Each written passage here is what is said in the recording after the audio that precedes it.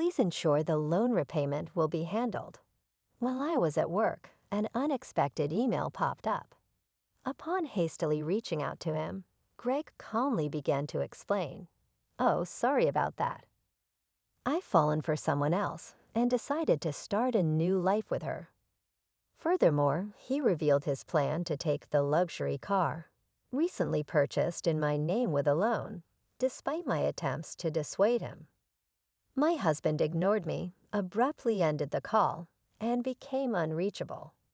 In the end, Greg disappeared with his mistress, leaving behind a substantial debt. As a mother to our 10-year-old son, I never envisioned such an unfair situation. I found myself at a loss, unsure of what to do, my mind going blank. At 35 years old, my name is Hannah, and my husband, Greg, is the same age. We were a family of 3, including our intelligent 10-year-old son, Ryan. Ryan had displayed remarkable intelligence from a young age, reading papers on the computer and seeking my opinion on complex topics. In contrast, Greg was unstable, never holding down a steady job. Despite my full-time job and concerns about our future, Greg had recently maintained a stable income for 3 years. Lately, Greg spoke of making memories as a family, leading us to decide on buying a $35,000 camper van. However, due to Greg's inability to pass the finance company's loan review, I ended up taking the loan for the car.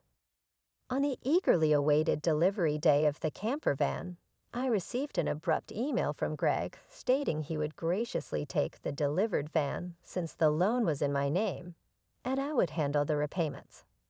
Confused, I called my husband immediately, only to hear him confess, "Well, I've fallen in love with another woman and decided to date her." I intended it to be just a flame, but it turned serious, so I'm thinking of starting over my life with her. Bye. He mentioned the divorce papers we had discussed during a previous fight, declared he would file them, and unilaterally ended the call. This exchange marked the first time I realized I had been betrayed by Greg, a shocking blow. Subsequent attempts to contact him yielded no response.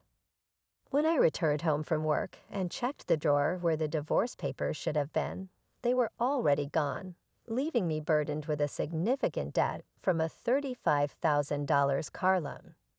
Despite my repeated attempts to reach out to my husband through emails and calls, I never received a reply.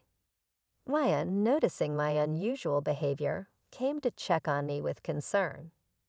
After dinner, "Mom, what's wrong? You haven't been eating much lately. Are you okay?" "Ah, yeah, maybe I'm just tired." When people lie, they look up to the right. Lying is bad. I've noticed Dad hasn't been home for 3 days. Did something happen between you two? Startled by Ryan's sharp words, I took a deep breath to calm myself, feeling that I could no longer hide the truth. I decided to tell Ryan everything. "I see. It's just like Dad to do something like that. Aren't you sad?" "No, I kind of understood from how things were going," Ryan said, seemingly foreseeing the future. He appeared unconcerned about our parents' divorce, but I knew he must feel sad about it in his heart.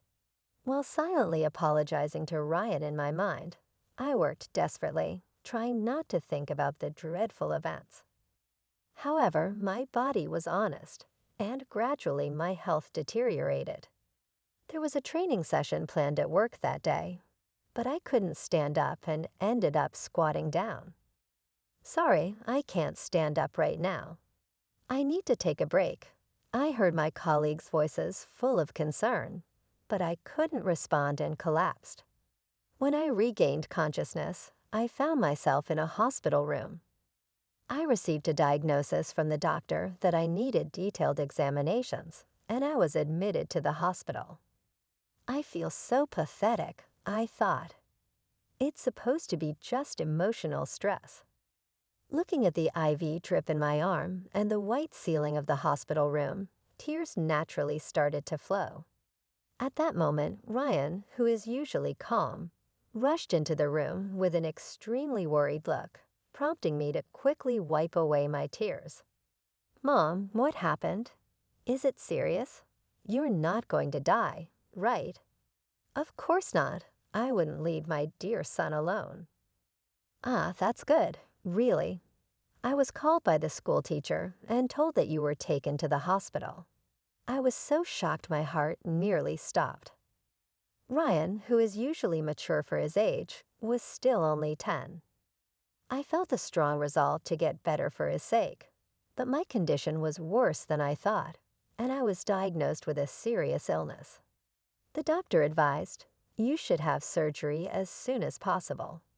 Please make a decision quickly." Following the doctor's advice, I underwent surgery, and by the time I was discharged, it had been a month since Greg had left. When I returned home and opened the mailbox, I found a demand letter for the car loan payment. I thought the repayment should have been automatically deducted from my account. In panic, I checked the account balance with my cash card, and the balance, originally $20,000, was now only $33.90. I thought, Greg did this. I want to ask him to return the money, but I can't contact him. What should I do? Since I don't have the camper van, I can't sell it. After Greg left, everything seemed to be going in a bad direction, and my mood sank deeper. Seeing me saddened by my series of misfortunes, Ryan put his hand on my forehead. "You look pale. Are you feeling sick again? You don't seem to have a fever, though." "I'm fine physically, but you see, your father not only took the car, but also all the money we had saved. I can't work due to my physical condition, and now we have no money. I'm at a loss." "I see. Then I'll deliver newspapers, and I'll search the internet to see if there's any work I can do." Encouraged by my 10-year-old son, I told myself that it wasn't the time to be down. "Sorry for worrying you. I can't afford to be weak. I'll change my mindset and try to do whatever I can," I said, smiling at him. Ryan also smiled back and then said something unexpected. "Let's plan how to get the car back from Dad." "How can we do that?" "The camper van is in your name, right?" "Yes, but what about it?" "Then maybe we can." Ryan suggested an idea that I couldn't even imagine. I had never thought such an idea could exist. "Also, I have no idea where your father is." "Then let's check on my phone." A month ago, once when we went hiking as a family, we bought a kid's cell phone on a suggestion and installed the GPS app on it, which both Greg and I could access. With this app, I can see where Dad is in real time, and he's been moving around a lot. "Oh, is that so? But what if we find him, and he just says something vague and escapes again?" As I pondered this, Ryan smiled and made an intriguing suggestion. "Don't worry. I've already taken precautions." "What did you just say?" To my astonishment, Ryan had acted independently while I was in the hospital, achieving something unbelievable. I thought, I can't believe such a smart child came from me. Understanding Ryan's words, I was simply amazed.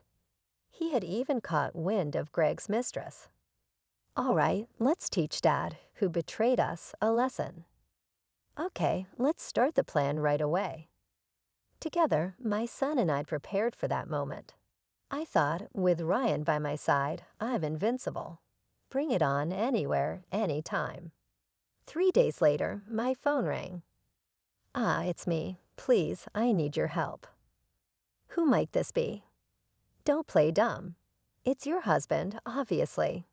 I'm being questioned by the police about you. At this rate, they might ask me to come to the police station voluntarily. Help me out." "Oh, is that so? Just wait a moment." Then I immediately went with my son to where Greg was. To my surprise, it was a forest park near our house, where camping was possible. Greg was being questioned by the police in front of his car, looking bewildered and feeling pathetic. I sighed and told the police we needed to have a talk as a couple and asked them to leave for a while. At that time, Greg seemed uncomfortable being watched by the people around us and urged Ryan and me to get into the car. Inside the car, Greg's mistress was sitting cross-legged, glaring at us, but that was no longer important. Sorry about that. Thanks for coming, but why did the police suddenly show up at my place? I don't get it. That's because I filed a report about the missing camper van. What? Why would you do that? It's obvious, isn't it? My car was stolen.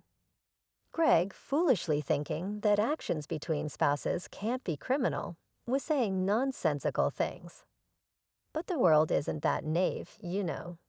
You filed for divorce, remember? Forgot. So we are strangers now and are driving a stranger's car without permission. That's a crime. Ryan figured all this out. Typical, sharp as ever kid. But I didn't steal the car. I just borrowed it for a bit. Oh, is that so? Well, I'd like to use my car now, so could you return it? That would be really helpful. As I reached out my hand asking Greg to return the keys, he reluctantly handed them over after confirming it was returned. Ryan quietly started talking. Hey, why did you abandon your family and choose to play around with this woman? Caught off guard by his son's unexpected question, Greg was flustered and awkwardly scratched his head. Seeing this, Greg's mistress chuckled smugly and started talking. It's because I'm more attractive than your mother. Look at me. You can see it, right? He fell head over heels for me and decided to leave his family. Quiet. I didn't ask you, old lady. Dad, you answer. Mandy was silenced by Ryan's stern tone, but Greg remained quiet. If you can't explain, that's fine. I'll just have the police come back and arrest you. Wait, hold on. Okay, I'll talk. Mandy, it turns out, joined Greg's company 3 months ago. They were attracted to each other and became involved at the welcome party for new employees. Later, it was discovered that Mandy was pregnant, and Greg decided to start a new life with her, leaving us behind. Why did you take the camper van? I quit my job and thought about selling the car for money, but it seems like you were using it quite a bit, weren't you? I thought it was a waste to sell it right away, so we decided to go on a trip. Wait, how do you know all this? Remember when Ryan got lost? After that, as a precaution, we bought him a kid's cell phone and installed the GPS app. Did you forget? We installed it on your phone too, so I knew where you were all this time. By the way, I later found out from Ryan that he had pretended to get lost during our family hike because he wanted a cell phone. I was amazed at Ryan's ability to think and act so strategically. I suspected something was off with Dad, so I came up with this plan to monitor his actions. You really are a terrifying child. I will never become an adult like you, Dad, who betrays important people without a second thought. Greg, faced with the hard truth Ryan told, was a pitiful adult unable to offer any rebuttal. In contrast, seeing Ryan, only 10 but able to think and speak his mind firmly, gave me a sense of strength as a mother. I felt I couldn't lose, especially in settling things properly. Also, return the $20,000 you withdrew from my account right now. That was our joint property as a couple. I don't have to return it. No, it's not that. The money was what I saved little by little since I was single. After all, you always quit your jobs midway, so we hardly ever saved money together, did we? I was appalled to hear that the $20,000 had been squandered by Greg and his mistress. It was the moment I felt relieved about divorcing him. So that's how it is. But if you stole and used the car and my money, that's going to be a serious crime. What? I just sent the police away, so it's not their business anymore, right? I only said we would talk. I have no intention of withdrawing the complaint. I must add the theft of my money to the report. Mom, should I call the police now? I can do it with just one button on my phone. Mandy, Greg's mistress, had been watching our conversation, but quickly tried to get out of the camper van. At that moment, she let out a scream that echoed around. The reason was that outside the car door, Mandy's parents were standing there, faces red with anger, about to explode in fury. Startled, she stepped back as her parents yelled at her, "I'm sorry, don't be so angry." "But why have you here, Mom and Dad? I called your parents." Beforehand, why the truth was during my hospital stay, Ryan had visited Greg's office and tearfully told them my dad left the house with a woman we don't know, and my mom collapsed seeing Ryan's sorrowful and frail state. The people at Greg's office suspected Mandy, who had left the company with Greg, and gave Ryan her parents' address. Greg and Mandy have been overly friendly of the office, and there were photos showing them together at the welcome party for new employees, looking like a couple after learning from the office people that you commuted from your parents' house. Mandy's parents were standing there, faces red with anger. "I went there with your photo, and your parents came out when I visited then. I told them everything that had happened." So today I contacted Mandy's parents and asked them to wait nearby for a while. "How could you do this to me, the worst? I don't want to hear that from you. That's my line, by the way your stomach seems quite big. When is the baby? 2 and 3 months. What? Wait a minute, that doesn't add up with when you met my husband. You two met only 3 months ago. What's going on? It's not time for the baby to be born yet." Greg, hearing this for the first time, stared at Mandy, eyes wide. "Wait, what does that mean? Are you stupid? Don't you get it? It takes about 9 months from conception to birth, which means the child she's carrying isn't yours. You're so foolish." "What do you mean, Mandy? Have you been deceived, leaving me? I almost got away with it. Can't help it now that I'm caught. You're so naive you can't see through lies at all. Really a fool. Don't mock me. My whole life is ruined because of you. What were you thinking, Gar?"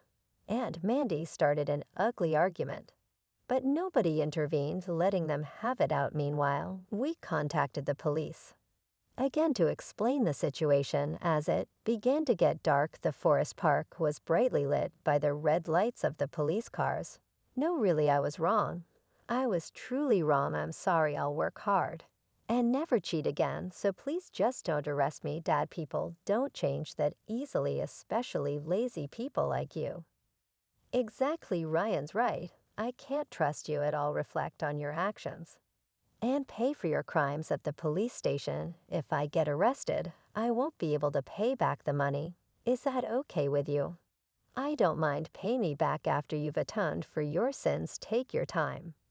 Don't worry, I've already found you a place to work. Let's see, there's Ryan's child support, plus the $220,000 you stole from me. I'm not sure how much it will all add up to, but you'll work and pay it all back." I had one last thing to say to Mandy, the mistress. "You might think you're just an onlooker, but don't forget you're an accomplice to Greg's theft. Be prepared for that." When I told them that Mandy would have to pay if Greg couldn't return the stolen money, she shivered in fear. Mandy asked her parents for help, but they refused, saying, "We disown a daughter who causes trouble for others."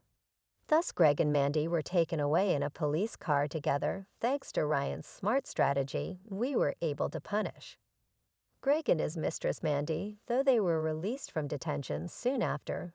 They faced a hefty payment to me through a lawyer. I claimed $20,000 in damages. Additionally, I made Greg agree to pay $500 a month in child support for Ryan. I introduced Greg to a subcontracting factory of the company. I work for the support and other charges I claimed from Greg would be deducted from his salary and paid into my account. I also sold the camper van and was freed from the auto loan. Since then, my health has improved remarkably, and I am now energetic, committed to my job. Ryan has been actively helping with household chores and errands. I want to keep moving forward strongly so that Ryan can pursue the path he loves without giving up.